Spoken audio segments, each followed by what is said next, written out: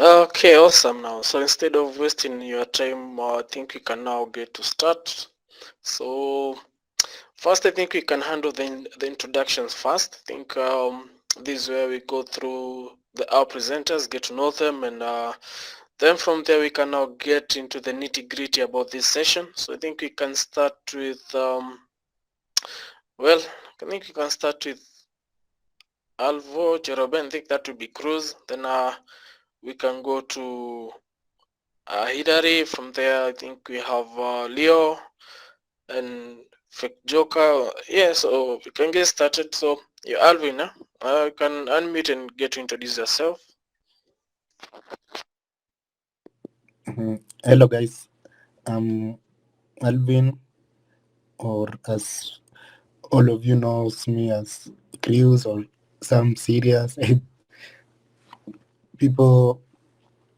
Yeah, everyone akona way yake ya kuita, so I think iko hivyo. Then I've been doing Bug Bounty for at 4-5 years now. Yeah.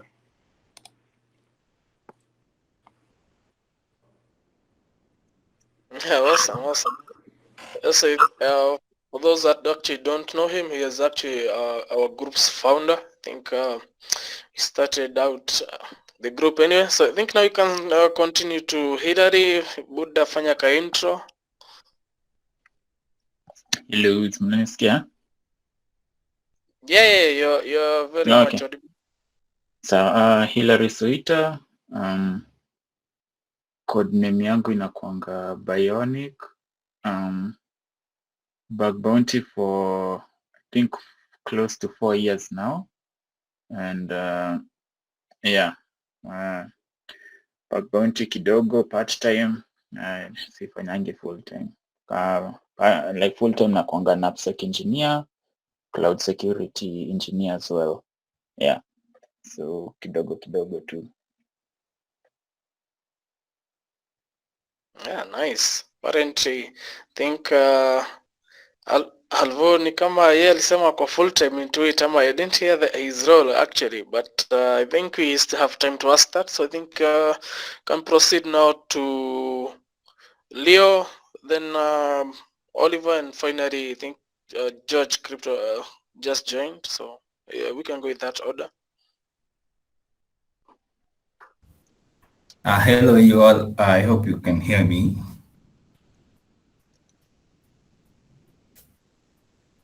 Yeah, very much Nanisikia? audible. Yeah, very much audible from here. Okay, my name is Leo Waweru. So I've been in Bug Bounty for the last 3.5 years. I was mostly doing it while I was in campus, but now I kind of do something different, more into defensive security, that is SOC, CTI, threat hunting, etc. Yeah.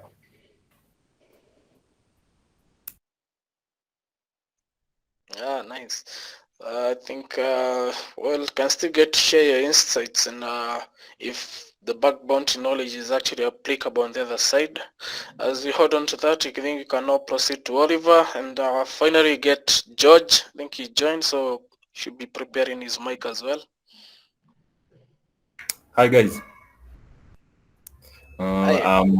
I'm Oliver. My hacking name Fake Joker.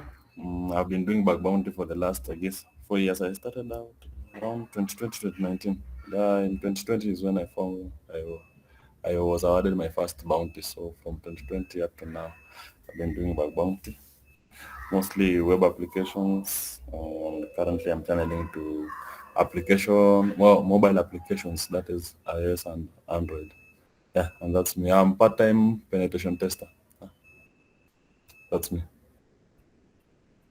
Okay, awesome. I'm also being informed that Isaac, I think, or rather who you know as Ragnarok by many other names. So I'm also being informed he's in tonight, so I think you can also go after Georgie. So, Crypto, get to introduce yourself so that we can proceed to Isaac real fast. I think quite late on time.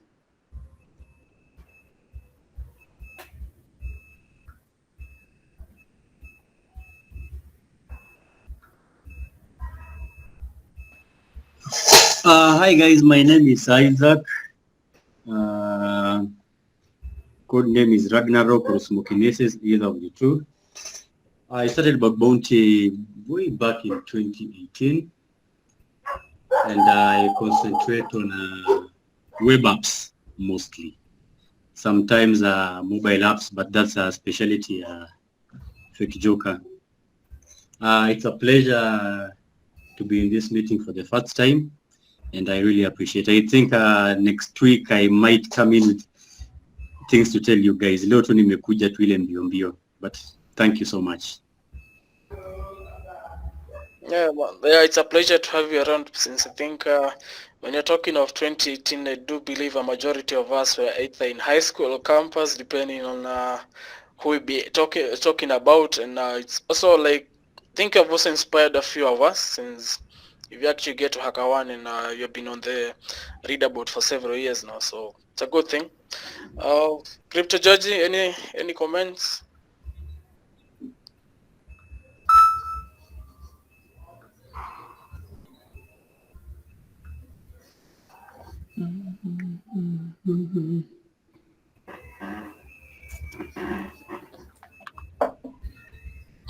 Well, I don't think he'll be of service for us tonight. So as we wait for the questions to stream in on the chat, I think, guys, you can start sharing your questions so that we can start the session.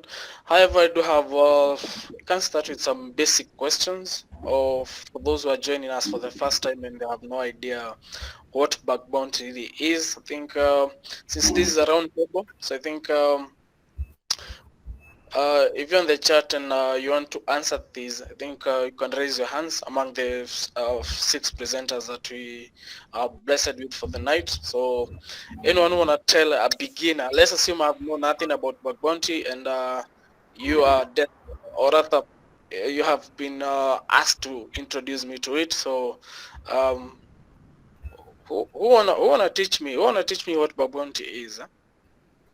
Since most of you think hata the youngest inaonekana that would be, it will be a fight between Oliver and Leo on who joined latest, but let's see what they can share.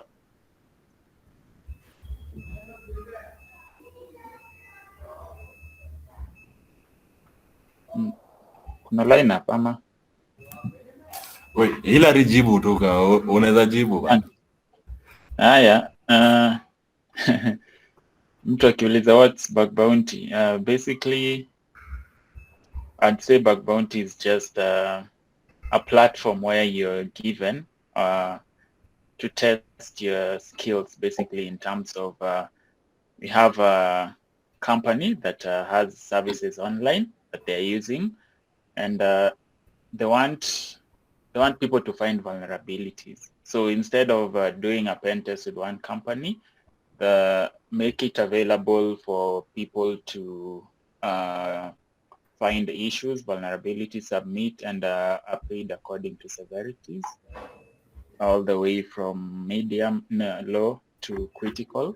So it's usually good. I'd say it's a good platform since it's a crowdsourced kind of thing where instead of doing a pen test with one company, maybe say you're hiring a company from the US, so you're using different people from all over the places with all these skill sets. So I think this is usually a better form of assessment as compared to single-sourced security assessments. So I guess here the motivation for the companies is to find as many vulnerabilities as possible.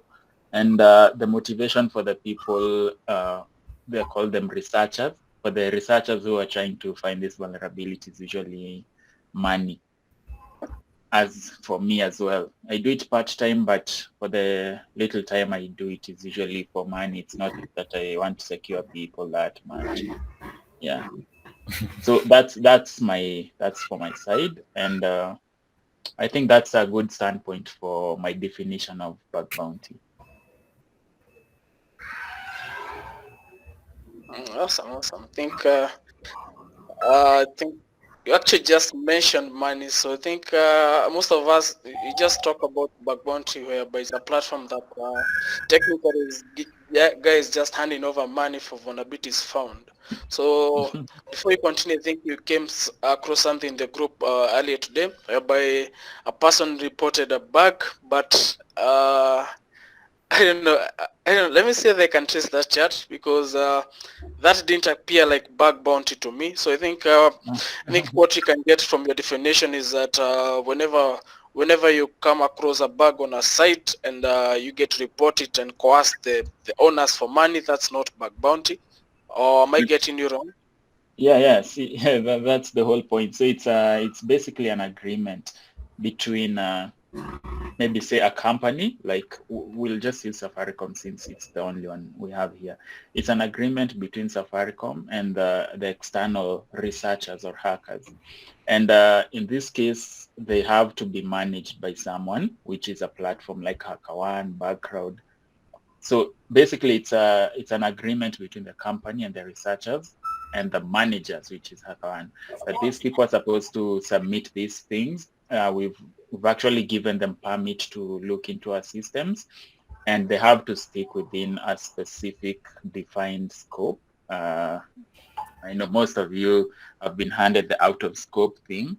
So you have to stick within a certain scope, and you have to stick within maybe a certain level of vulnerabilities, a certain like a range of vulnerabilities. So whenever you find this, you submit, and the people inside the company review it and decide if it's going to be awarded maybe the high, low, whatever, those severities. So it's just can't do maybe find something and try to extort them. I think the one you're mentioning in the group, someone actually did something like that. They found something, they submitted, and tried to extort them. Like, yeah, you guys, you will have to give me money because I found this and this. Otherwise, I'm going to maybe give out your information or whatever.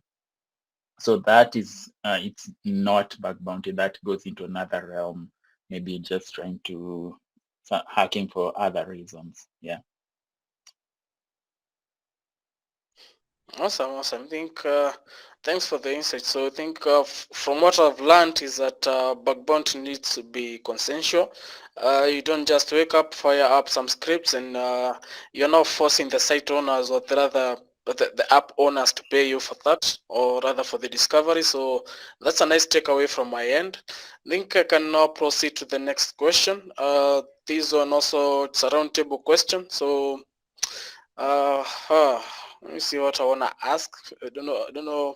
It's been a while since I asked like bug bounty questions, but I guess I can ask this. So we have already now, you already introduced us to what the concept is all about. So if I'm starting out and maybe I'm getting to, from what I've heard from the meetings, that you guys are mostly involved in between mobile and also web apps. So might want to know if I'm getting to start out, which one of these should I start out with? Let's assume maybe in campus I'm struggling to get some cash in there, and have some basic knowledge in maybe mobile and also some web. So anyone willing to guide a person like that, like how they started out, can also share maybe how you went about it. And since we are like 6 of us, I think that question can go to each of us individually. So anyone who wants to start out?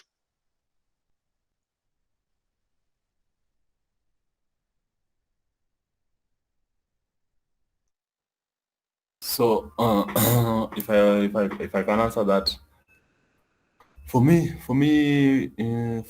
a beginner currently with the available bounty programs, mostly deals with let's say APIs. Most of the bug bounty programs deal with API. So if you are to choose between mobile and web, for me I would first go for for web applications, because web applications will have more impactful bugs compared to mobile applications. Web applications have more impactful bugs compared to, let's say, a mobile application.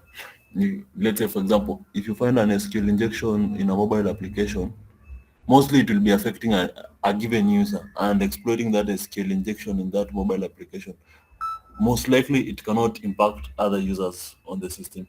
So most bug bounty program will not award for, let's say, bugs that cannot impact other users on their platform. So you need to like find the bugs. Let's say if you find escalation that will be able to, on a web application that can be able to exfiltrate data from the platform, that means there'll be data disclosure. Then let's say something like IDOR on the web application. And mostly if you're going for mobile application, for me, I go look for APIs, which will then get me back to like I'm still exploiting web applications. But on the mobile application, I'm just looking for the APIs that are communicating with the web servers. So I will first go with the mobile application, web applications for me, if I was a beginner.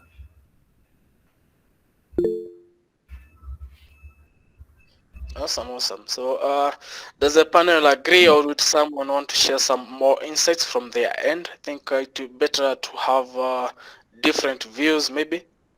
Isaac has raised a hand. Awesome. Isaac, I think you can just unmute and talk. I'm trying to admit some other guys here, so can you go ahead? Okay. Thank you.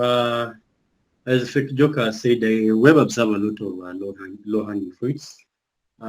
Personally, I started out with web apps because finding cross-site scripting, SQL injections, IDORs, and whatnot are very easy in the web apps. And the problem with mobile apps is that majority of them these days have SSL pinning. And before you start bypassing the SSL pinnings and all that, you will not have grasped all the concepts kabisa of exploiting the mobile apps. So web apps are the best for beginners.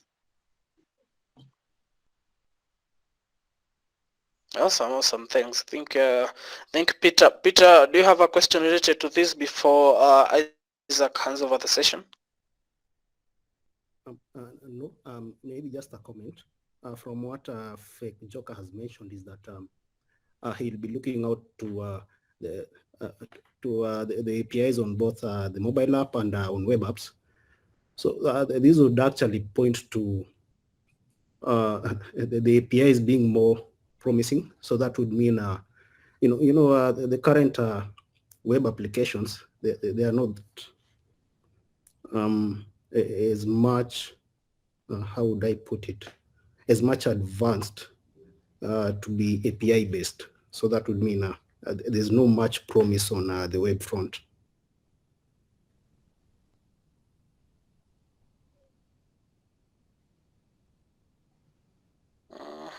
Okay, awesome. I think Fake Joker will get a time to answer on that.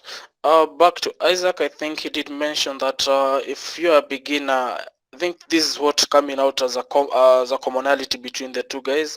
So if you're a beginner and decide to venture into mobile, you might actually get across some limitations that might be either too much or even get to, I don't know, you might get to lose your psyche and morale since it's kind of complicated as of now. But if you're getting into bug bounty, then you should try some web, because there's a large scope, or rather it's a large pool of vulnerabilities to choose from there, which you can get to learn, also get to test. So I think that's what I'm picking up so far.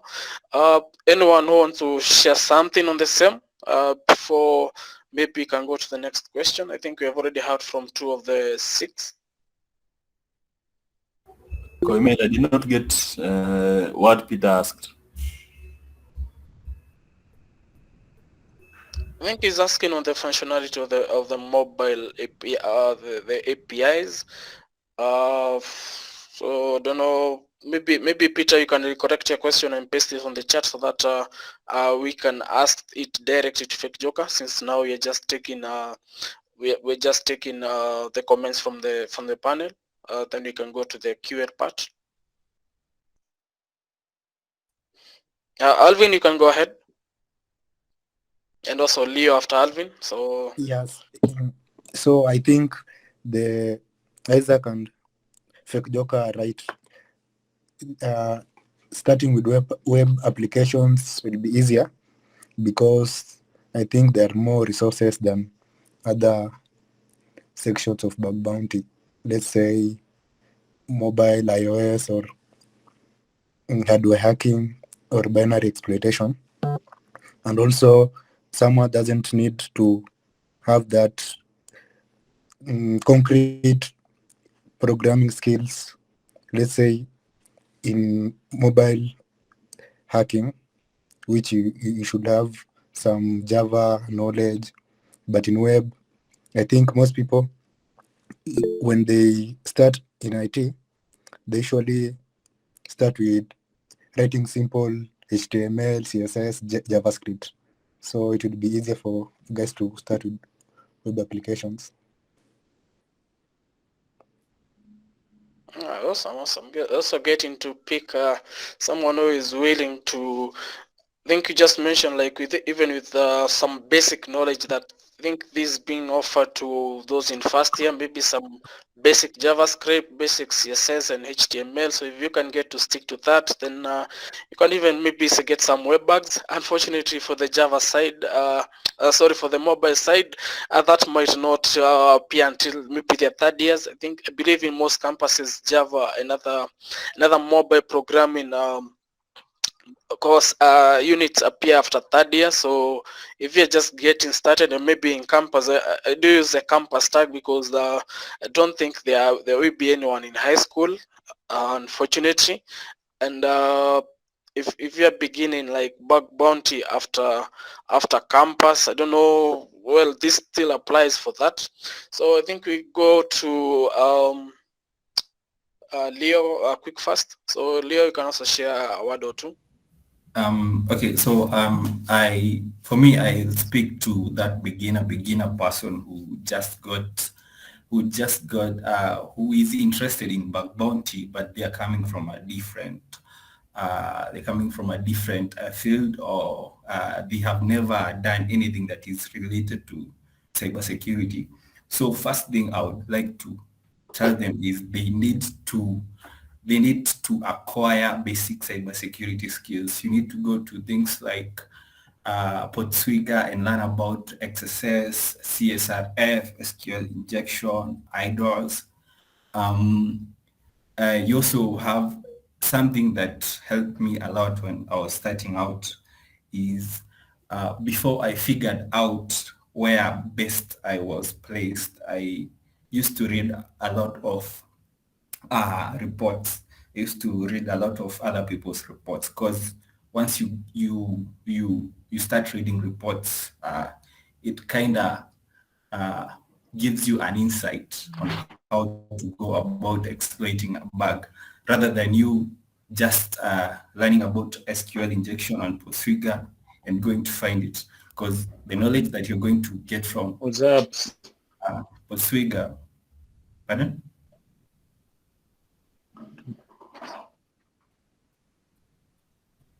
I think The knowledge that you're going to pick up from Podswigger might not necessarily translate to what you're going to find in the actual platforms.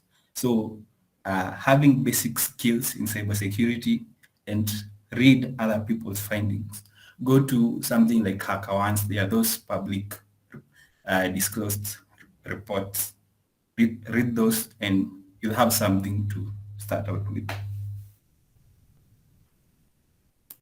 Awesome. Thank you. So I think what we got from the panel is that if you're getting started, I think what might actually work out for you in a much better in a much better scale will be when you're doing web, and also even if you're into mobile development, I think you might still have to interface with web, since as Fake Joker put it, even if you get some SQLi on our mobile app, you still have struggle here and there. I think before we hand over to the next question, I think I can see Alvin and Dan are raising their hands, so I think we can start with Alvin.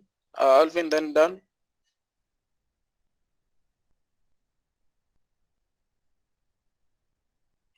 Was there some mistake or something? Okay, awesome. Then Dan, you can go ahead. Oh, hi everyone. Can you hear me, guys? Yeah, Yep. yeah, very audible. Okay, so for me, it's actually a question. So should I go ahead?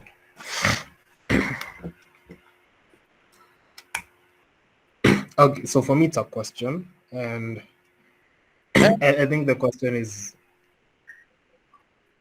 Sorry for interruption. Go ahead. Yeah. So I was saying, for me, it's a question. I didn't have anything to add on. So today I've noticed that. Oh well, I know in most of the previous meetups, there have always been some of the guys, but for me, this is one of the meets that I've been able to find time to attend. And I had a question, and this question is quite a bit tricky. I hope you guys will allow me. So I've been actually doing some research on the SAF program, and yeah, I have found some issues there and reported. Some came out as duplicates, some were valid. So I noticed that the likes of Ragnarok, the likes of Moto Technique, and Fake Joker in the room. For some reason, I find it real difficult to find the issues at the rate which they find. So I wanted to ask the guys, what's the secret? I know there are some people out there, some top OGs on Twitter saying, yeah, you shouldn't really share that much, but I think they've had so much success on the program, they wouldn't mind sharing. So yeah, can the guys tell us some ways to approach specifically that program? Thanks. Awesome. I think it's a valid question, but we still, I can say we have asked it quite early into the meeting, since we are still going systematically, but I do hope they get to answer you on that. I also wanted to ask that maybe sometimes later, because I think the thing in common is that a good number of the guys that are here actually are the top 3, or maybe have been on the ranks of the Safaricom Bug Bounty program for quite a while. So which might raise some eyebrows or yeah, and all. So I think Dan, I think you can wait for a few more minutes before you get an answer, hopefully. Yeah, it's no problem. Thank you. No issue. Awesome. Okay, so I think you're still on the series of a beginner, since I think what brought us to this meeting is that over the past few weeks that we have had some sessions, we used to get some more comments after the meeting, whereby someone quite didn't understand most of the things in the meeting, since they could be quite advanced, or according to them that was advanced, and which basically wanted to simplify things out. So we do ask the guys that are also on the panel, so maybe they can also share some insights. So if so far I use the web path, because I think the mobile path is limited. So for the mobile for the web application part, I think someone to share, or rather from the panel, I think they can also suggest some of these vulnerabilities that they do feel they're beginner friendly. So if I'm starting hunting today, and I only have like maybe, let's say, between beginner to intermediate knowledge in web, maybe web development or web design, so that calls for both front-end and back-end. So which of these vulnerabilities should I maybe start hunting for? And also I think once you mention them, it becomes easier also to get the resources on the same. So and also I think for the six of us, I don't think we share the same favorites. So it's better to mention your favorites, so that as a beginner I might go through the resources randomly and maybe get to stick to what works out for me.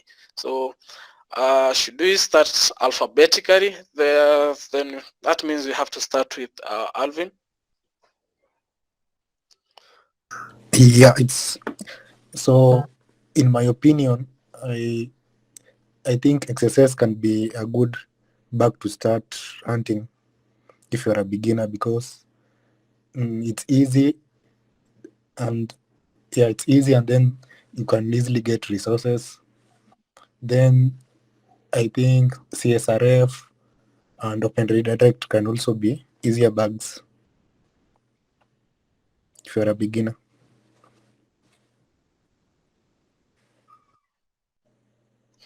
Yeah, awesome. So might also well, this is interesting, but I kind of fear CSRFs, or rather, in my the time I spent on bug hunting, I've never actually tried it. So, but yeah, thanks for mentioning it. I think just get to revisit it, since you just said if I'm a beginner, it's kinda easy to go around it. Then I think from there we can go to Isaac. I think after A, the next person will be Isaac. Then we just go back, down alphabetically.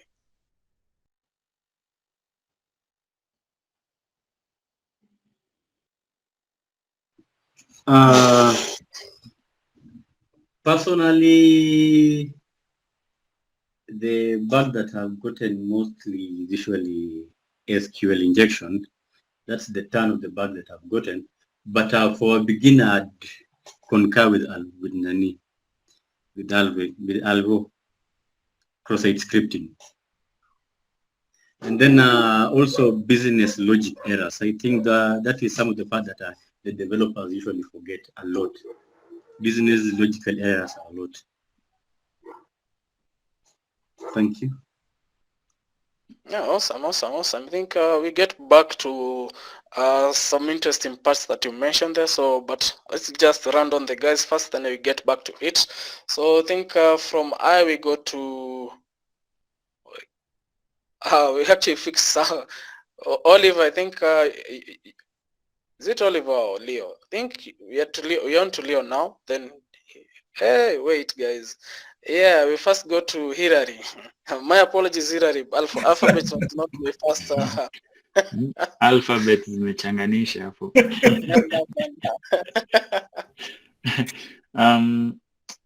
I think of the easiest bug I would say for beginners in terms of complexities will be idols, because they have no trick into it or technique. Well, people usually think XSSs are usually simple, but they're not. They're usually just simple when you have the normal script alert, JavaScript, some full colon alert there, but those things are so complicated. I think, in my opinion, XSSs are the most complicated bugs for me. And their technicality is so in-depth in a way that you have to understand how the JavaScript is passing the specific data for the specific application. But anyway, I would say the easiest for me will be that XSS, and IDORs. I think those one will take the lead there, because most IDORs usually just involve changing a parameter to another, one to a two, a username for this person to another username for the other person. Like, they do not have any complicated workaround for that, and usually they are some of the most impactful. But I don't think I usually have a favorite from my side, but the ones I've managed to get from the Safaricom program that I would say have been my common ones are IDORs and mostly information disclosures due to different misconfigurations. Could be a backup file somewhere, could be some LFI, but I usually try to make them disclose information in one or another. Yeah.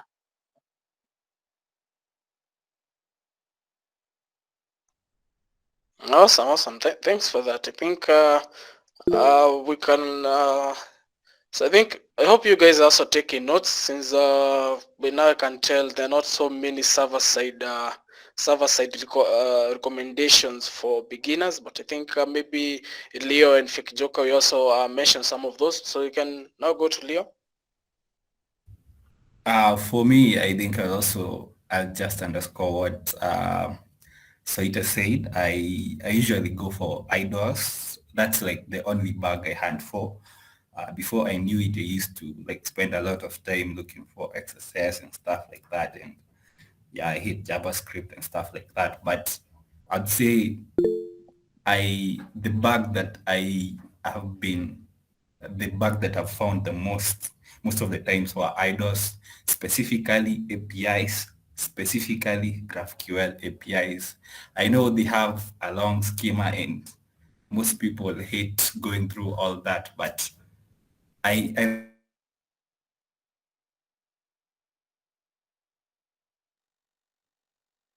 specifically APIs. Yeah. Awesome. So And no scanning is needed, so you'll not compete with anyone. Isaac is raising his hand. Yeah. Isaac, shoot. Yeah, just a disclaimer. For the cross-site scripting these days, a lot of WAFs detect them. So you need a lot of skill, as Soita has said, to bypass the WAFs. And also Soita forgot to tell you that he's a master of SSRF. Soita, wacha kuficha watu. Tumeulizwa beginner friendly. so if I'm getting this straight, so that means I'm also getting to learn like some few different perspectives into this. So according to Alvin, CSRFs are like super easy for him, and there's also XSS, but for Soita it's completely the other way around. He prefers idols. Says XSS a little bit something, and also CSRFs. But I think Saita, we need to see a blog and share hizi vitu bana. Saidia jirani bana. Nitajaribu siku moja, hata wasi blog that much, but I'll try. But yeah, easy resources but yeah, I will. Awesome. Well, Fake Joke, I think now you're on to you. I have already compiled a list. I might talk a thing or two about these at the end. But Fake Joker, tell us something. For me, I'll go with the one Hilaria said. Ido are the best and easy to find. Just change one, you try with the two, with three. You can even create a list and try with them.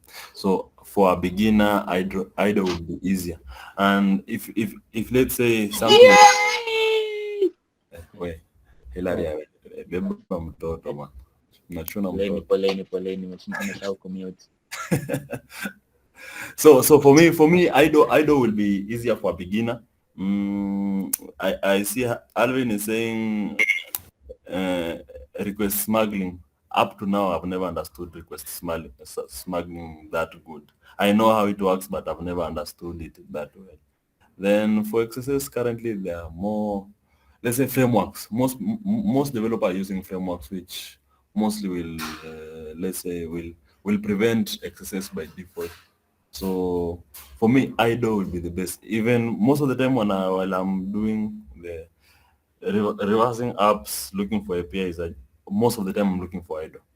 They're impactful and easier to find. Yeah. Awesome. Then thanks everyone. So from what I've gotten from the team is that so if you're starting out, I think Ido has gotten the most votes since you just playing around with some parameters. If you're doing GraphQL, then you just get to play around with the schema and maybe get something of it. We also had Alvin that mentioned open redirects. I think nobody else in the panel mentioned them, so I don't know why exactly. They might think that they're less impactful nowadays, because I think for a good number of the bug bounty programs will mark this as informative unless you can show a little bit of an impact. Then we also had CSRF or CSAFs and XSS. So I think, well, I can share an insight onto XSS. So I believe they are a little bit complicated as to the notion of them being beginner friendly, since that means either you're playing around with JavaScript or some regex if you're going to bypass some WAFs. And also, so basically I think since it's have been popular for a while, that means majority of the developers also catching up with it and trying as much of their best to block these on the sites they're developing. Then we also had some unique mentions by Isaac, that being SQL injections and also business logic vulnerabilities. I don't know what they entirely mean. So my next question will go to him. So Isaac, when you mention of business logic vulnerabilities, so since I'm still a beginner and I'm doing like let's use a popular program like Safaricom, since I think majority of you are actually on the program, so it's easier to mention this. So let's say any site on Safaricom basically, so we already know the logic behind what they're doing, and maybe the business. Maybe you can also share an insight onto this.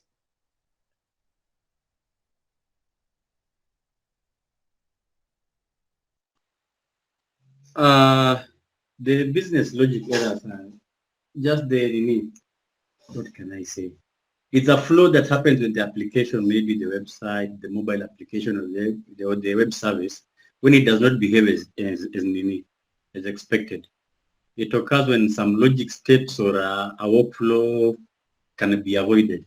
For example, let me say a website. Imagine, let's say, a website where you can you buy t-shirts. The usual workflow will be something like, for a client will be, you add t-shirts to the basket, you pay with your credit card, then you finalize the order.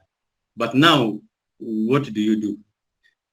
You add 2 t-shirts, you pay with your credit card, you add more t-shirts, like 10 to the basket, then you finalize the order of the 12 t-shirts for the price of how many? 2 t-shirts. You get it, eh? Yeah, I think once you simplify it like that, it actually makes sense. Yeah, so basically what you just do, you play with the system. Because you know the silver bullet of web apps is Burp Suite, Portfigures Burp Suite. You have to have that. That one is the silver bullet. If you don't have it, then you'll not kill the vampire. You just have to have Portfigure. So when you are checking out is when you mess with the figures now. You see that one will not be a vulnerability with which the developer would have thought about in the first place. You have checked out with 2 t-shirts, but when you are checking out at the last Nine Kabisa, you put 12 t-shirts for the price of 2 t-shirts. I think you get me there. Yeah, I do get you. So basically it's just playing around with the functionality of the site and seeing where there can be flaws. So for example, the checkout, so I think for the amount and all. Yeah, and you know no WAF can detect that, Kabisa. It's not a Yeah, so I think hapo tukiongea kwa OAuth, if a good number of us can confess that actually hunting on Safaricom, I think you have a fair share of Incapsula nightmares.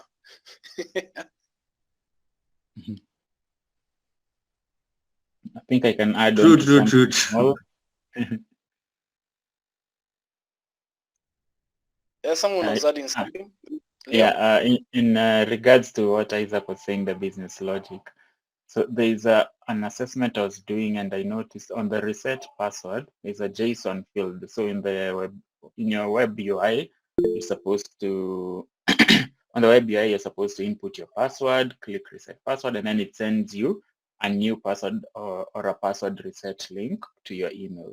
So I noticed on that when you actually click the reset password and then you capture the request with Burp Suite, so it's that JSON request. But once you nest one JSON parameter, let me say value, once you nest it with maybe, so it's nested and then you have two values as one.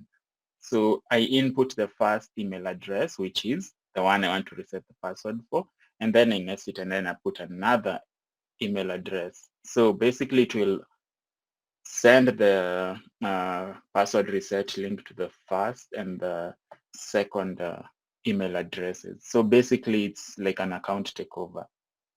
As Isaac has mentioned, it's just the business flow, how it's supposed to flow. You're just supposed to enter one email address, it sends you a password to a password reset link. So in this case, I was able to get a password reset link for the person I want to take over the account and my email address. So the reset link was actually sent to both of us, and I used that to take over that account. Yeah. Oh, awesome. So if I may ask, so does what do I want to even ask anyway? So I'm thinking of the line of maybe some rate limiting, or what do those really apply, or something? What not rate limiting anyway. They're like race conditions. Do they apply in this case, or are they just specifically race conditions, or can they also fall under the category of business logic? Maybe a bank that only authorizes just a single transaction after every. You see how M-Pesa you can send 100 bob twice, something like that.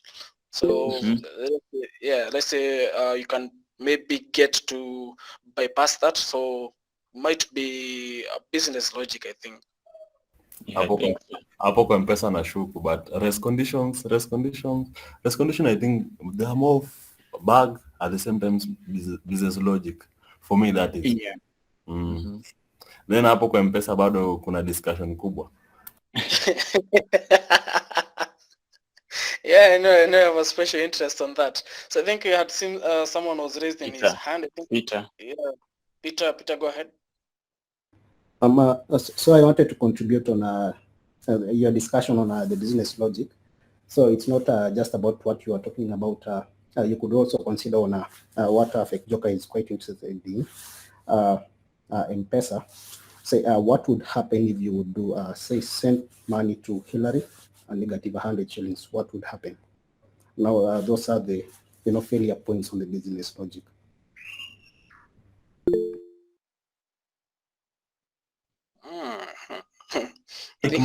Mike has his hand up.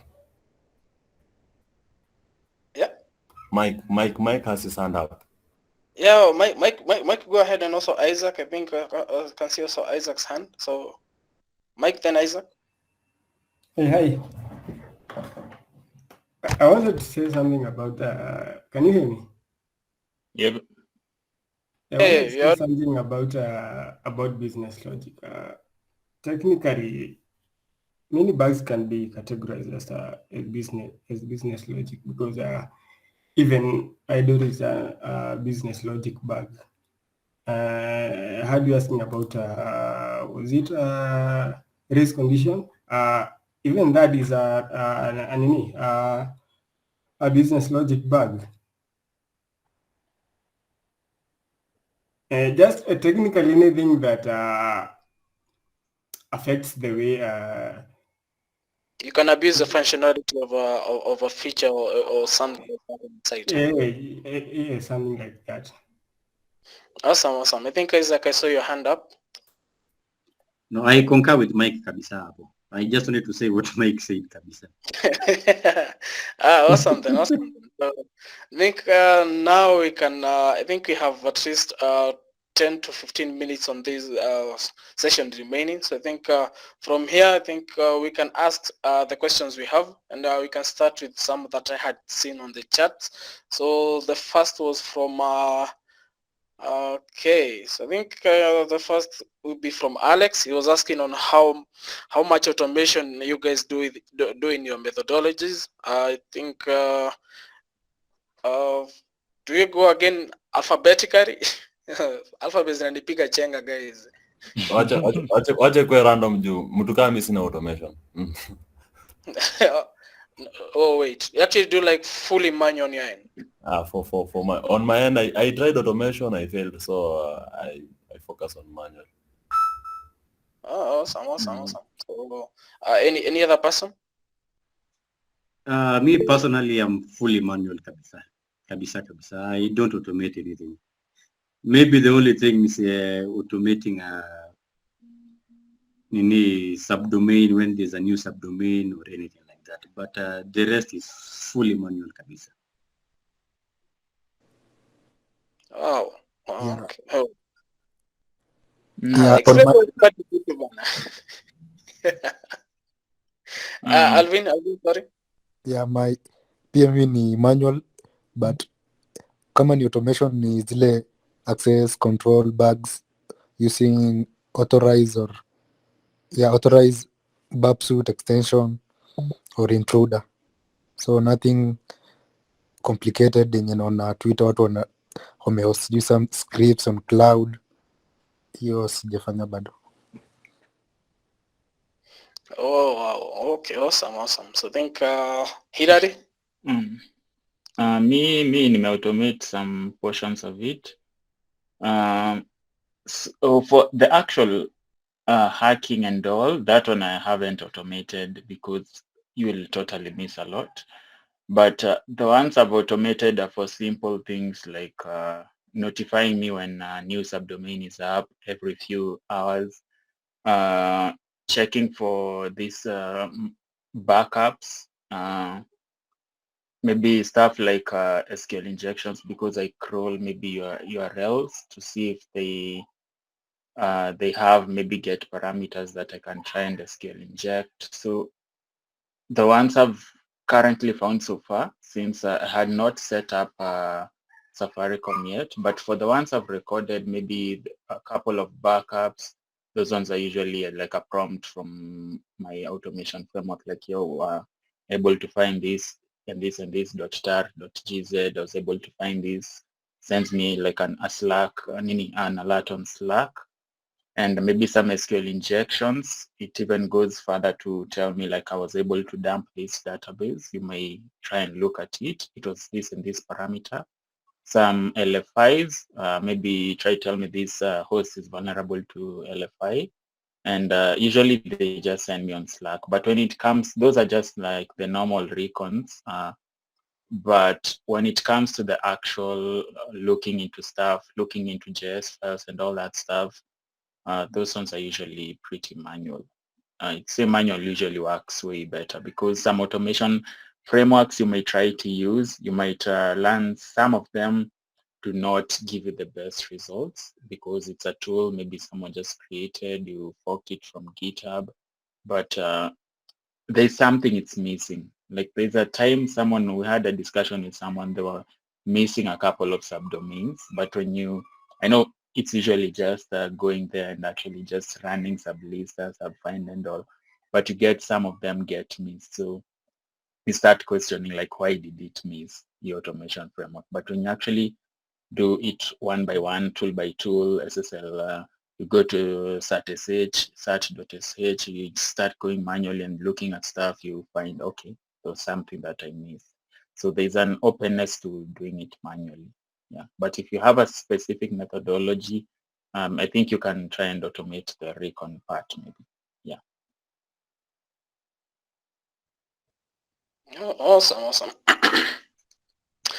So I think on this you go like 75 or maybe 80% manual, then the remaining 20 or less to be automated. I think we can all agree on that. Yeah. Awesome. So there's another question from Zero Frost. So wow. So he or she is asking how you guys pick targets, or is it random, or are there other factors that you guys consider? I do most of you actually like just tie to Safaricom, so you might actually tell us why Safaricom and not other platforms, despite getting the private invites and stuff. So it's like those. Oh, sorry. Nah, for me, I'll go for, let me say, you pick a target that you understand most, and you have like, you can easily create accounts.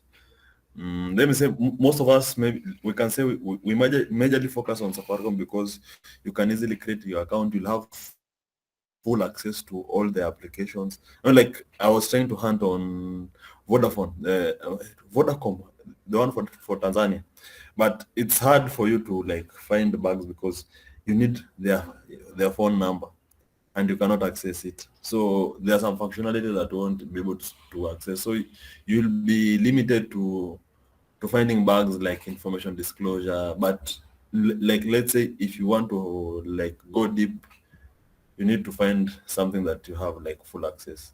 That's what I look for in a program. Yeah, awesome. Hey, Daddy? My case was more of like, it's like the first wife you have and they're loyal at that moment. They have everything you want. So my first bug was on Safaricom. The second one, the third one, the fourth one, AT&T, the fifth one, Pornhub. And but I had mostly from Safaricom. So I guess it was just something where, okay, these guys they pay on time. Within a couple of days, you already have your money and all. So at the moment, my thought process was, okay, it's a familiar service. We all use this Safaricom. We all buy credit. We all have M-Pesa here. So it seems familiar. But moving forward, I think I've already started diversifying to other programs. But so far right now, as I'm diversifying, the things I'm looking at are either the ones that have a good scope or the ones that look interesting in a way that they have portals. Like if I look at the subdomains, I can see some portals, some that require login. If I actually look at what the application is doing, basically it looks interesting, like it has some major functionality. It's not just a website that's just there. Maybe it's some crypto site, but something that has a portal, different users, looks like it has different roles and functionalities. So something interesting, basically.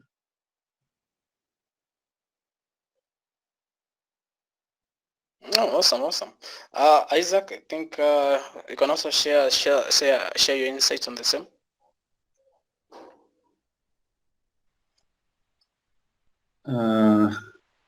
Thank you, Koimet.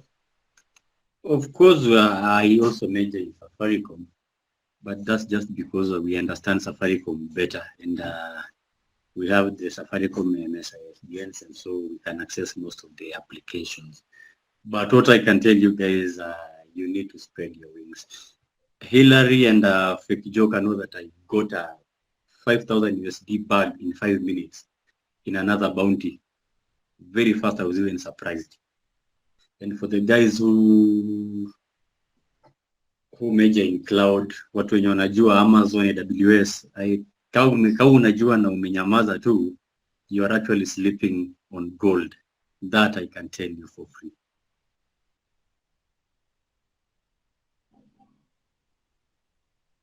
Okay, that's an interesting perspective actually. So yeah, and also to get some also insights on someone who is not on the Safaricom. Yeah, I think he's even raising his hand. Alvo, you can go ahead. Yeah, so on my end, I usually pick random targets, the external programs. So I go through their payout amounts, then the response time. But mostly some programs, they can say, let's say, they'll reply in 2 to 3 days, but you can report today. They can give you a feedback in 1 month. So there are some disadvantages in hunting on external programs, but there are some good programs out here. So I usually go for random external programs, hunt for, let's say, 1 day, report few bugs, go to another program, report, forget about it. Then after a few days, I get response. Then I can dig deep on that program. So I think in this year, I have reported to almost 30 programs. Yeah. Hey, wow. So heavy payouts hapa bana, shika keg bana. My apologies for going out of line. But I think what I'm getting is that one should not be limited to a single platform. If you have the skills, then you should try several options. Or has everyone waiting for me to mention keg bana? Oh. Yeah, so I think, so guys, I think from there, B option to all options. If you're good at a particular bug, try to test it out on several platforms. I think to maximize the profits from your end, just like Isaac mentioned, he got a quick win, I would say. So there's also another question from a person here that where technically he says, or she says, that they are a full stack web developer, and they're also asking how good it will be to venture into bug bounty, even though they have never done anything on cybersecurity. So can see Alvin, your hand is up. So do you wanna have a go at it? I think that's a glitch. Sorry for that. Well, no worries. So yeah, who wants to answer this? I think even some of you you actually identify as a web developers or something. I identify as a web developer. Yeah, I identify as a web developer. If I can answer that. Yeah, sure.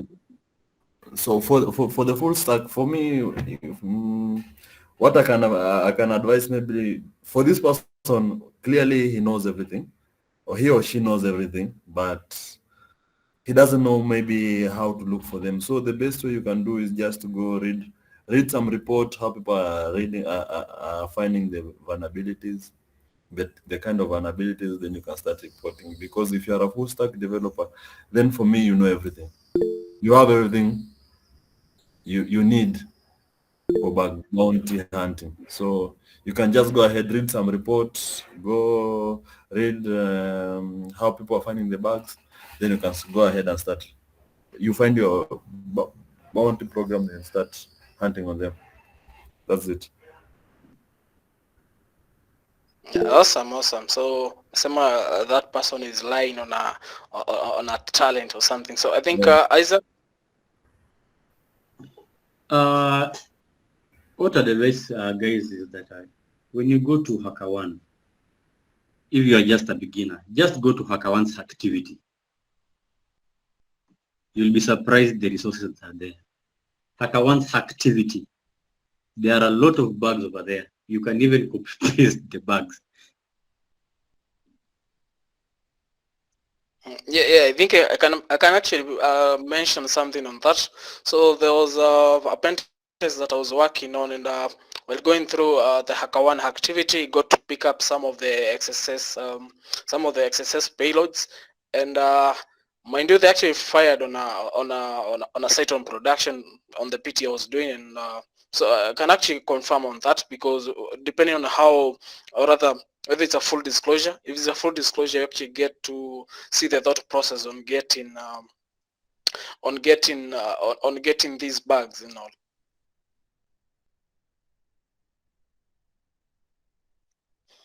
Okay, so any more questions on the chat? Kindly, you guys keep asking. Hope you get to ask some serious questions. So okay. So someone was asking about legal issues. I think this was addressed by Hillary when we started the meeting. So if a site does have a bug bounty platform, it's better to go through their scope so that you make sure you're not getting into trouble for hunting on that specific site. Again, avoid sites that do not have a bug bounty or a responsible disclosure. I don't know. Do we call it a platform or something of that sort? Because this site is quite easy for you to get into trouble with them. And I don't know how much trouble you get into them, but some guys are just willing to teach you a lesson on to mind your own business. So avoid those sites. There's thousands of platforms that have bug bounty the bug, I can actually call it a feature. They have featured into bug bounty, so you should stick to those. There are several of them. If bug bounty is not interesting, then you can also check out responsible disclosures. These are sites that will not actually award you in monetary form, but they'll get to acknowledge you by maybe sending some merch. I think Steiner gonna several t-shirts from from these guys.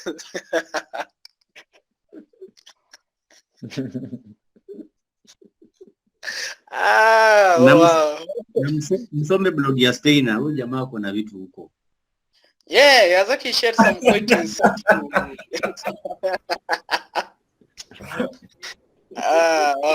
Yeah, so if you actually get to these stickers and maybe t-shirts, although you can ask them to send that in cash, I don't see the need to ship a t-shirt that you can just convert to cash. But anyway, since you cannot also extort these guys, so you'll have to stick by their means or what they prefer and all. So other questions that I can see here, you can see. Okay. So someone is asking about your methodology. So since you guys, most of you actually mentioned that you actually do manual. So how manual is manual? I think we can do this one really quick, starting with let's just have a round table anyway, in no apparent order, random basically. So who goes first? Share a brief intro into your methodology so that we see how it works out, and maybe you can get to borrow a leaf from it.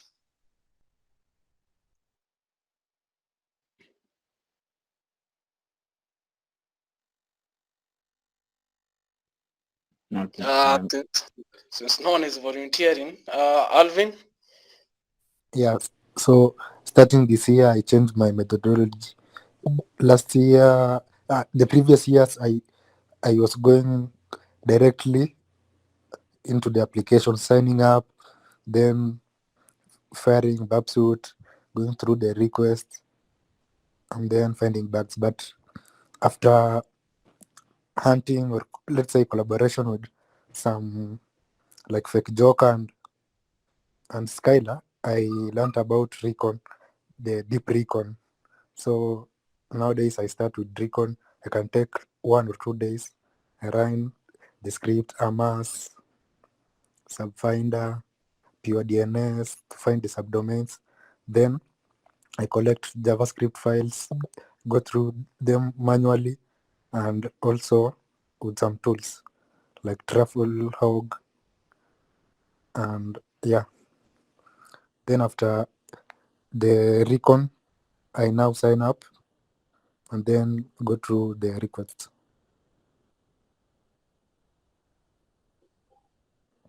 Awesome. Seems to be an interesting methodology. If this year I've actually mentioned you have reported to over 30 platforms. So I think doing that in just the first 7 months is crazy, or really awesome anyway. Fake Joker? For me, I can say mostly I get a target. I begin with subdomain enumeration recon for day. Let me say 1 day. I look for the Android app, do if they have SSL pinning, try to intercept the traffic so that I can get more APIs. Then from there I can start looking for now the bugs. Maybe you start with information disclosure, IDOR, you look for IDORs, you look for, let me say, SQL injection. And so the first part is SQL injection. You get as much, let me say, resources, the attack surface, so that you can begin. Awesome. So Isaac, then Hillary?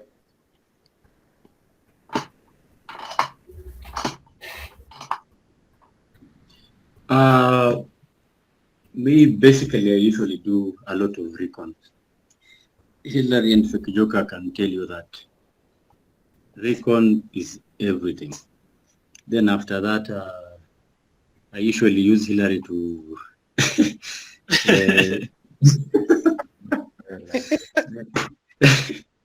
Yeah, Hillary knows how to get endpoints. The most important part is the getting the endpoints for most of these websites. They are those the ones that are usually forgotten and everything like that. But just recon. You get something that nobody was expecting you to get, Kamisa, and something so simple.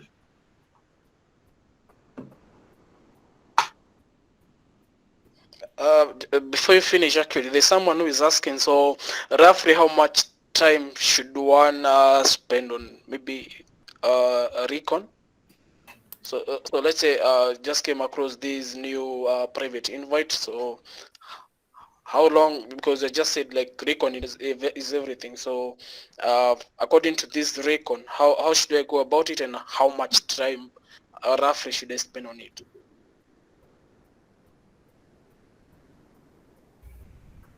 $2 days, even 1 week. Wow.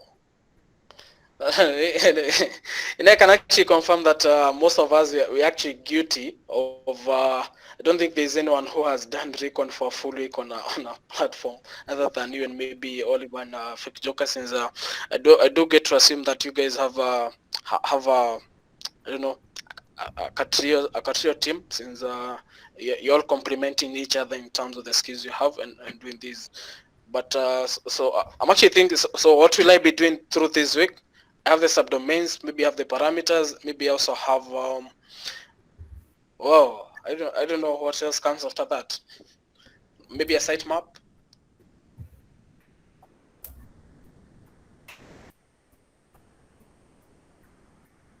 But anyway, I think you can proceed now to Leo. Tumemwacha mbali sana. So Leo, any insights onto your methodology or when you are active? For me, I mostly, because I said earlier, my primary bag is IDOS, so mostly it's about reading documentation. So I can let's say even go for like roughly 1 week reading a documentation, because you have to understand an API before you dig deep into it, and that's actually the most critical part, because bugs to do with APIs, the only thing you can automate is fuzzing endpoints and stuff like that.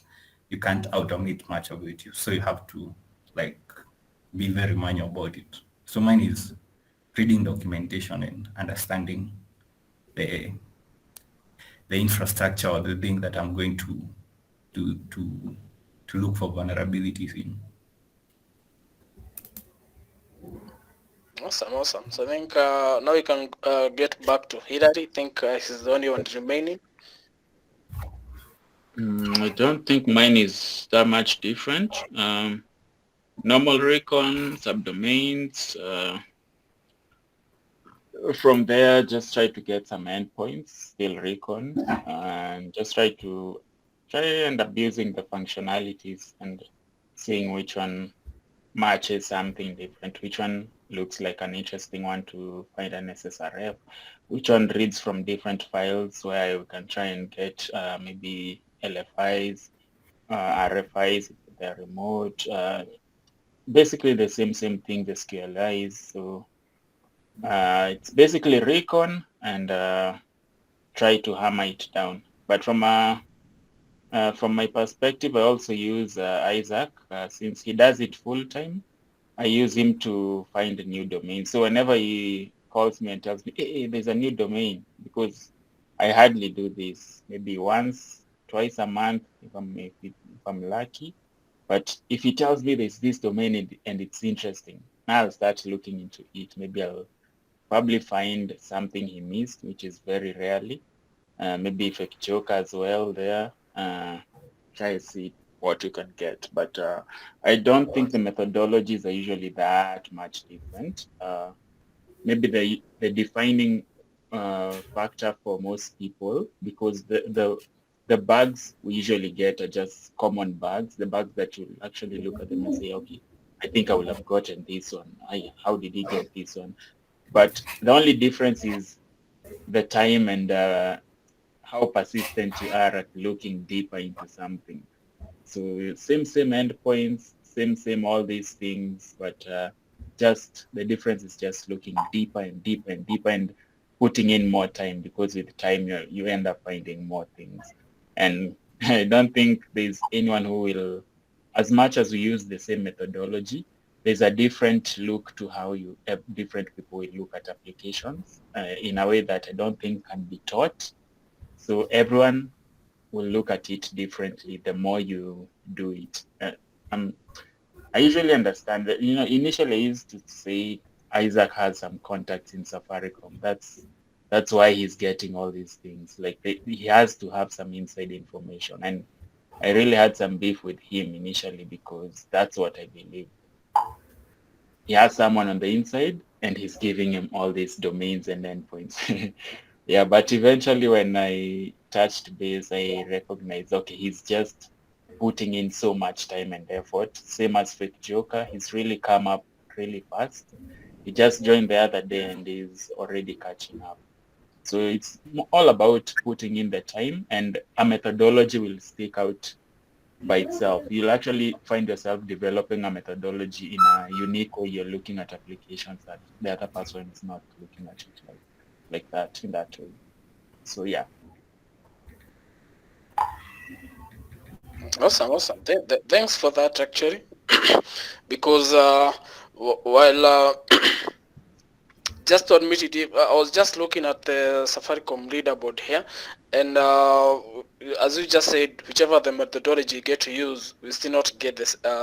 You still not get the same bugs. So we have not exhausted the bugs to keep pushing, and yeah, that's really nice. So I think now I have at least 4 minutes. So I don't know what I'll be doing within these 4 minutes. So I might give. This will be a random roundtable to the presenters for maybe just one more word. It might be a question that we skipped and you feel like you need to say this. So, or before you get there, there's lost tips. So, can you share something? Also, there's also that question from the guy that was asking about Safaricom. So I think that has been indirectly answered. So, but Dan, maybe you can maybe ask it again if you didn't get the answer. Since I think from how I remember, it is more like you got an answer indirectly. Then you can lost tips. I think I can say slowly but surely the answers have come up. So yeah, like I think it's simply just about deep recon. I can say that because I've also had some private sessions with some of the guys, and yeah, I know. Just do some proper recon.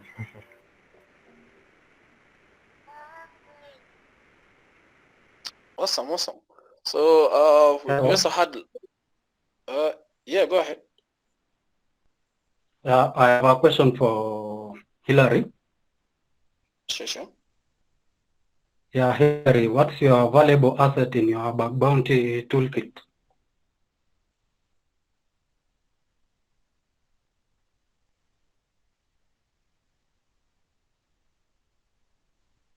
Hello.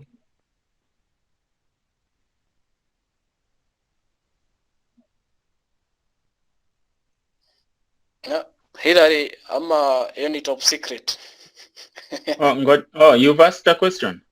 Yeah, he's asking your most. Yeah. What's your valuable? I didn't hear it. I actually didn't hear it.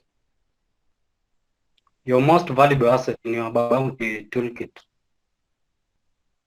My most valuable asset. Yeah. Babsuite. Babsuite. When it comes to tool-wise, I don't think I use any other tool. I only have that one thing.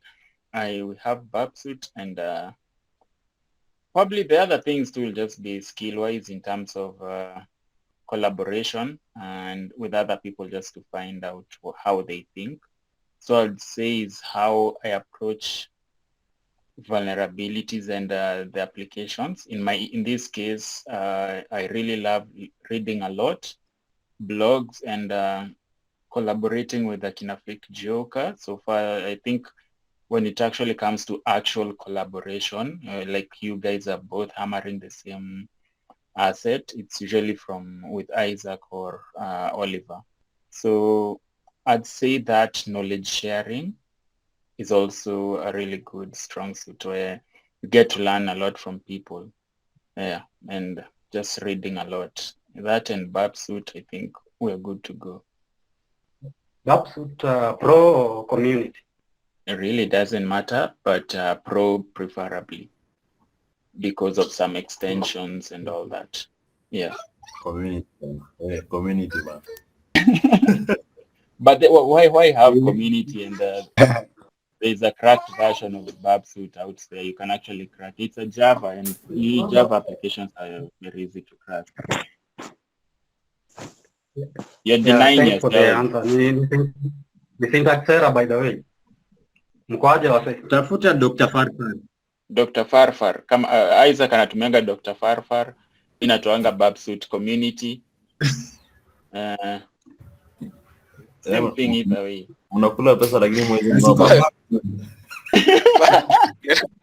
Pengine msidownload malware.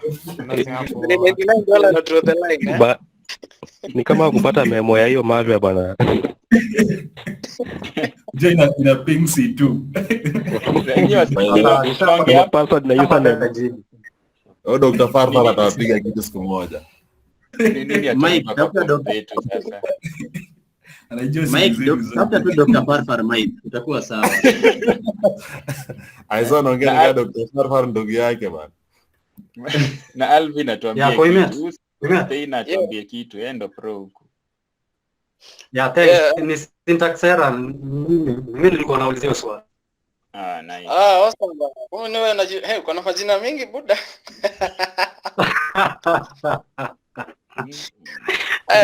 Leo niambie waje leo. Kuna Kaido pia kama hamna pesa. Awesome. So I think we can share some final remarks. And the best part is that most of these guys are not in the WhatsApp group. So if you're not in the Backbone TK WhatsApp group, so yeah, I end up in a number up. But I think you can talk to Cruz, or someone can share the link into the chat so that if you're not there, then you can maybe join, because I believe sacrificing your time to join this call and sticking for this long is not it's not an easy thing. Hata mimi mliniamsha. I was actually literally sleeping when I got a call from one of the three guys actually, and yeah, so just pasted the link to the WhatsApp group. You can copy this as we do the final round table. So okay, yeah, and also you can get if you need some insights from Soita, then you can text him. He just shared his number. You can also see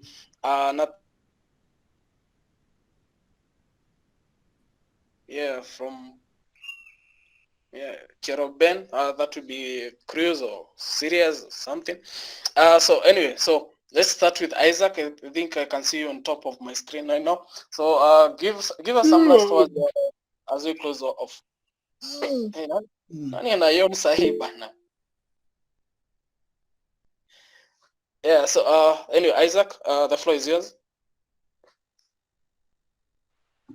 My number ipo kwa group. I am free for collaboration. I think because collaboration ndio inasaidia sana.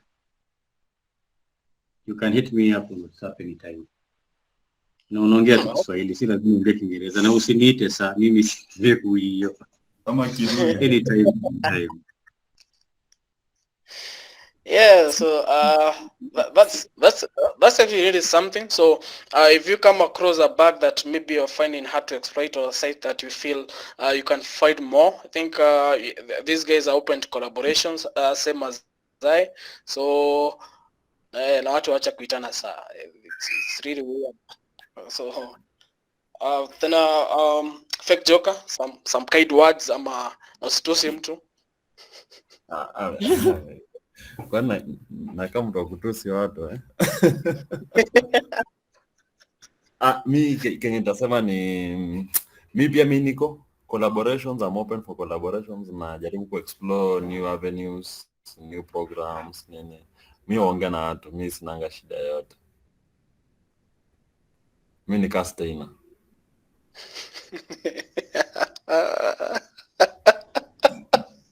Yo, Steiner, say something pia bana, because I think I think over the last 2 years, I think we have seen from it's quite a journey. We might host you sometimes in this panel maybe, but you can share a word or two with the guys. We are very big fans. Wezi kwanza umepata t-shirt gani ya mwisho?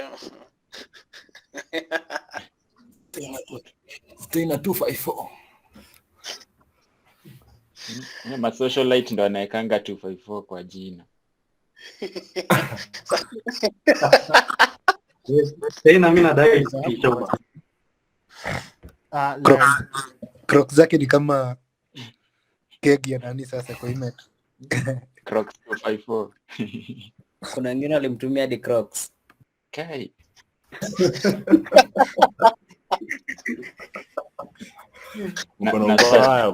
Na ile statue ya green ya violence. Steiner jitopea bana. Hapa una chance ya kutuma the comrade memes bana. So bana. You must not do it verbally.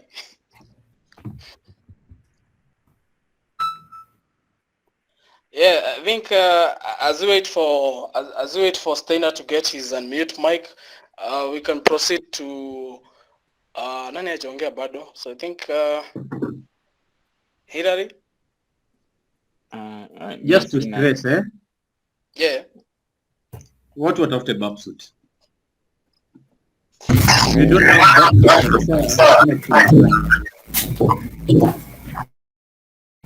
Yo.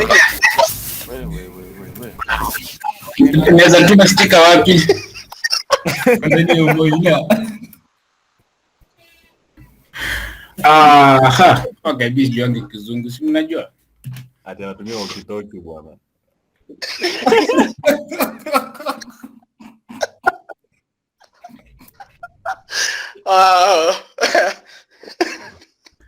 Okay, hata sijui niongee nini. Meeting imekuwa poa. So tuta collaborate vile wamesema. Watu kama sisi hatujui kitu, so tutapata bounty. T-shirt kwa wingi za hospitali za UN.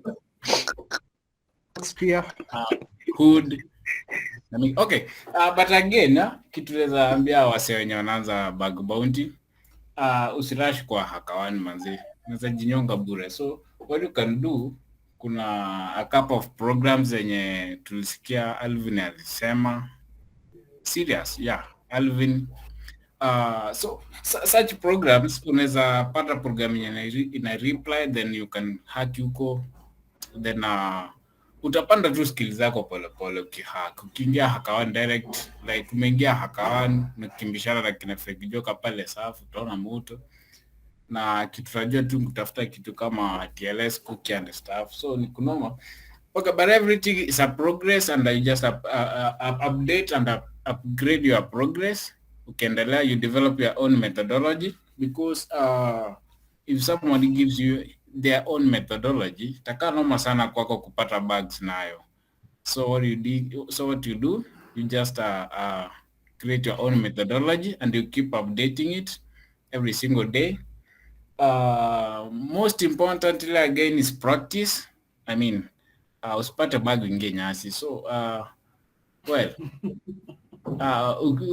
ukipata bug ukilipa vizuri unaweza chapa sheria, but practice regular practice pale potiga, but msiteve sana akili pote.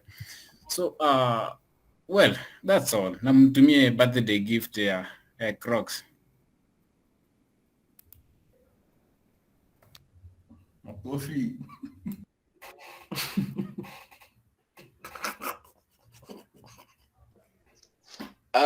Kuna mtu anasema tujajibu to Zero Frost, so I don't know which question is that exactly. Think is the two tushajibu how to pick targets.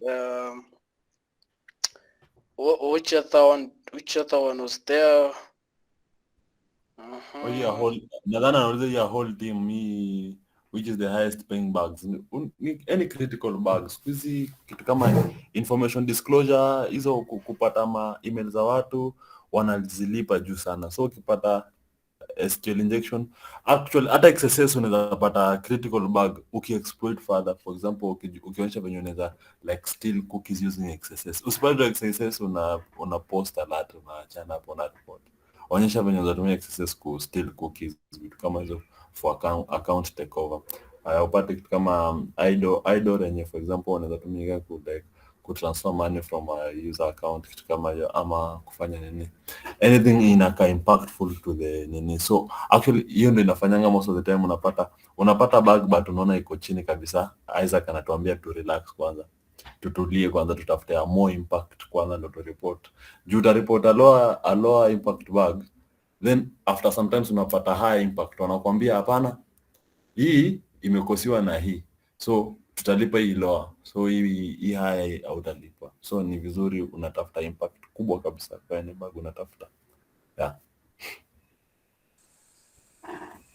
Awesome. I think, yeah, that also inasaidia to control the excitement. You know, if I'm getting a bug and maybe I can pop an alert one, but so I don't know. So I need to prove the impact. So maybe alert a document.cookie and show maybe how I can steal other people's cookies. And so I think what I'm learning from that is that I aim for maximum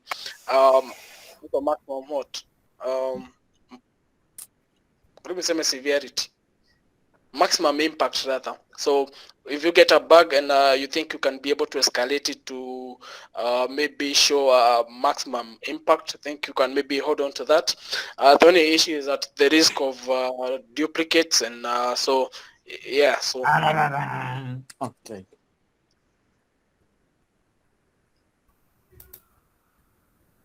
Yeah. Mbona umenyamaza?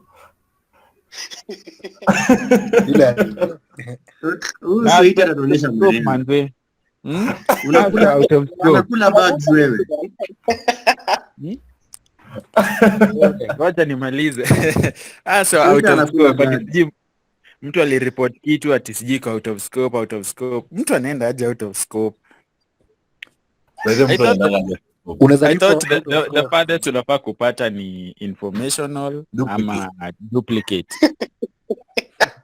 Scope iko well defined. Scope imeandikwa hapo. Hii kitu iko out of scope. Alafu mtu ana report anasema maybe it was out of scope. Manzi wameniekea out of. Kwanza hivyo ndio inakuanga wameniekea out of scope. Manzi hasa wameniibia bag and clearly iko out of scope. Ama hata wameninyima critical yangu na maybe yenye ilikuwa critical iko out of scope, so it doesn't really count. Like kwa nini ulitafuta kitu out of scope? That is double creep. Sasa mbona bado mnapiga Steiner bana? I think hapo kwa out of scope ni vizuri kujua like actually when you're doing your recon some out of scope zinaweza kuwa zinakusaidia vizuri sana. Like in my case there was this time where like kulikuwa na hii subdomain ilikuwa UAT dot, alafu sasa kulikuwa na the normal scopes. These are all the non-production nini zilikuwa out of scope, but when I was doing recon on that UAT dot, it has this GraphQL endpoint ilikuwa ina leak introspection. So unapata like unaweza pia tumia hizo endpoints kusaka bugs zenye ziko on production. Uko unafanya recon lakini si report. It helps sometimes. Awesome. I think there's also a way to import the scope directly to Babsuit or something. So that means when Isaac amesema we should make Babsuit our best friend. So you import the scope. I think even if you're using Babsuit, you will now be a reminder that this is specifically out of scope to avoid. I think think on HackerOne, some out of scope has some negative something there. So, but also I think there's some out of scopes with some guidelines. So if you can show that this site, while it is out of scope, can maybe affect another assets that actually in scope, there's some there's some what, I don't know. Eh, bana kizungu ni ngumu bana. Inafaa kuitwaje, they might actually go easy on you or something. So tumebakisha nani? So I think Leo, award.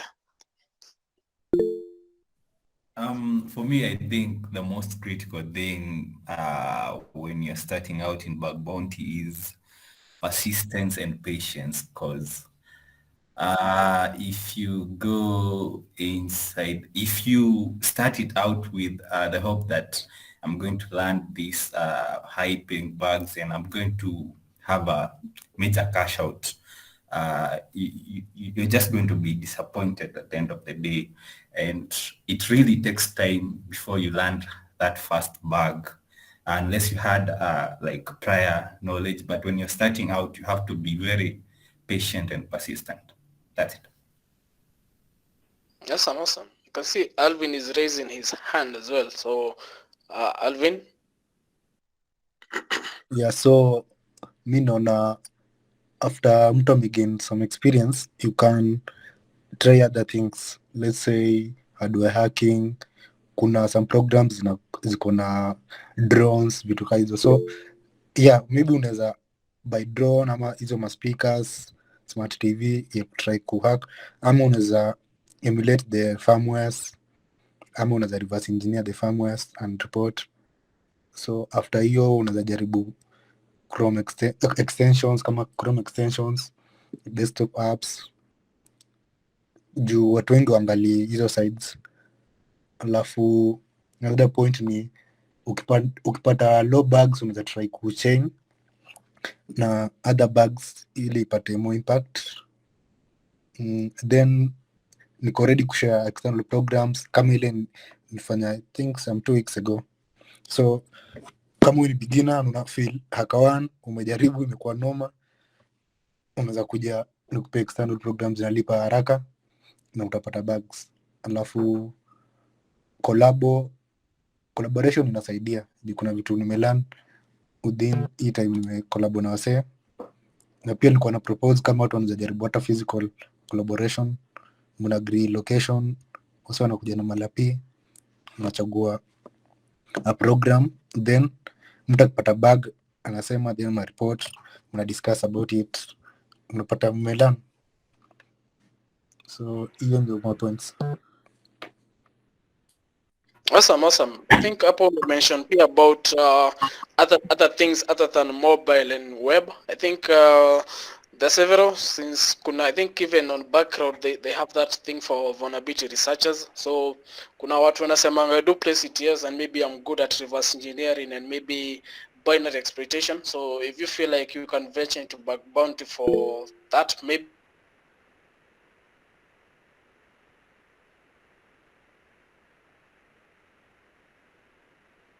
we are learning like some Web3, you can venture into that. I've been to like how do I call this? I think kuna hii fulani that concentrates on smart contract pia ukumbuke.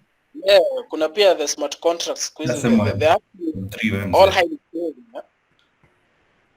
Yeah, so na kuna pia fulani for GitHub repositories. So if you maybe by accident come across a GitHub repository that has a vulnerability, you can report it to them. Wanajitanga Hunter something. What's the link to that site actually? It's good if you like, yeah, it's called hunter.dev. I think naweza ituma hapa. Nishai report kitu huko, nikafinywa kidogo, but watu sawa. Hunter.dev.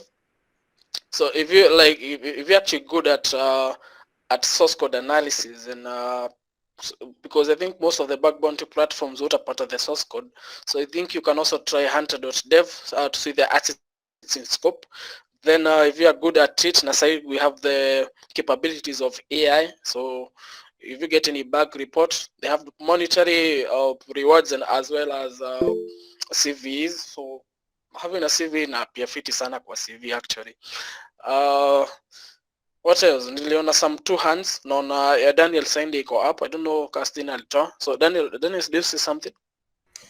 Okay, so for me mostly ilikuwa hiyo side yenye Alvin amention ya meetups. I think kumekuwa na quite some plans to do that physical meetup, but don't know what happened. We did have one successful yenye ilikuwa Garden City. It was amazing meeting the people. So I think we should now properly come together. Sisi wote to chip in to tafute venue poa we make this happen. Or what do you think, guys?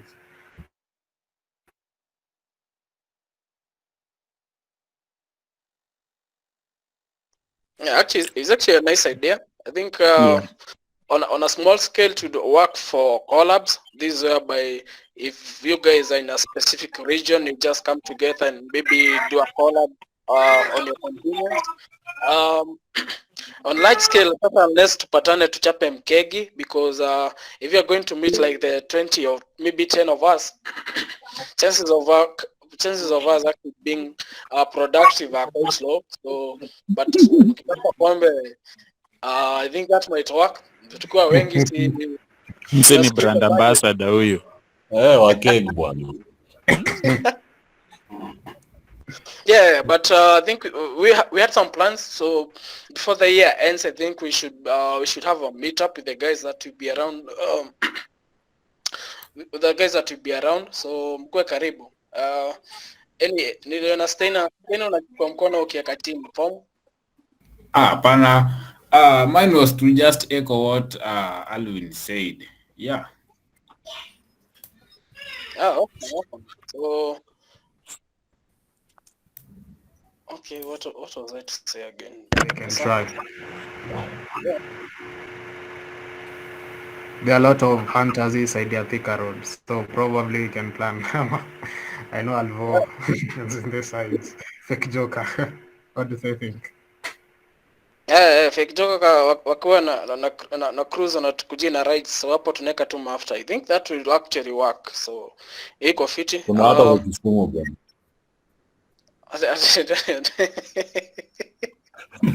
Kama sawa hiyo.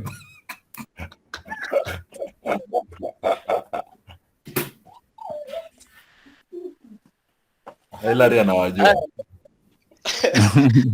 So any final questions ndio tufunge kitu by maybe 10. I think it has been actually a wonderful session for the last yeah.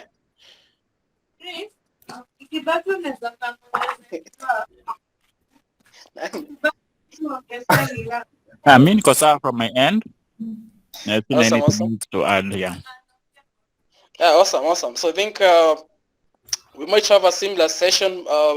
We get to host other guys. We're also looking into guys that maybe are kwa the smart contracts, basically Web3 and other ventures. So if ukona something you want to introduce us to, I think most of the guys on this panel are into web and mobile. So we want to hear also from the other guys on the other side of the on the horizon. So maybe for next week we can have some kama Charlie. Yeah, we also want to hear how Charlie is faring with Chrome 0 days and stuff.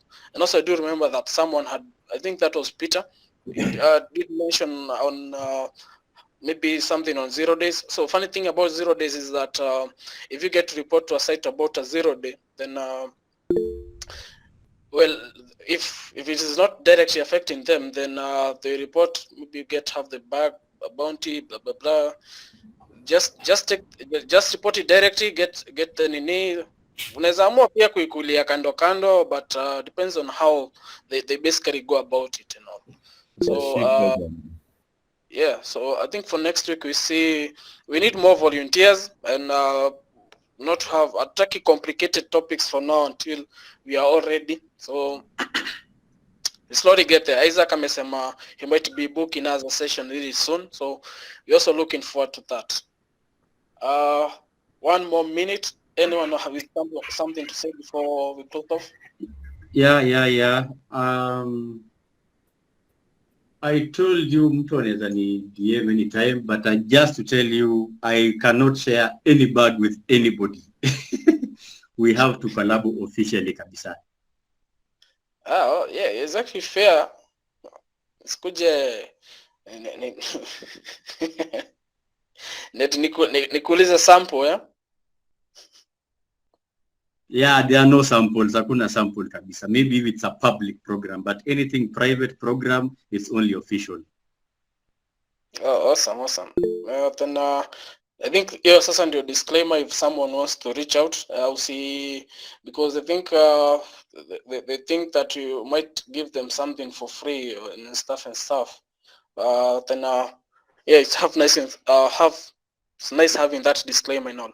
So guess now you can proceed. Anyone with something else to say? Might masaa yangu imeisha. Yeah.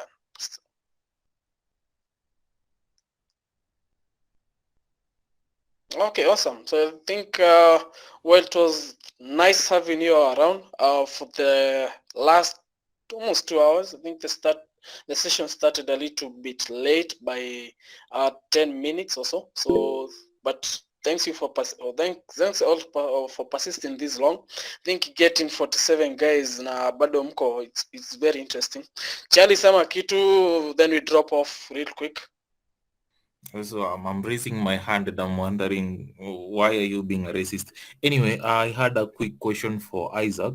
Well, you said it's you can't share any bugs, which is actually reasonable. I personally am not I'm not that much into doing blogs or stuff. I'm more of a video person. So the direct question would be, I don't think I've ever seen your maybe something to do with blogging or something of that sort.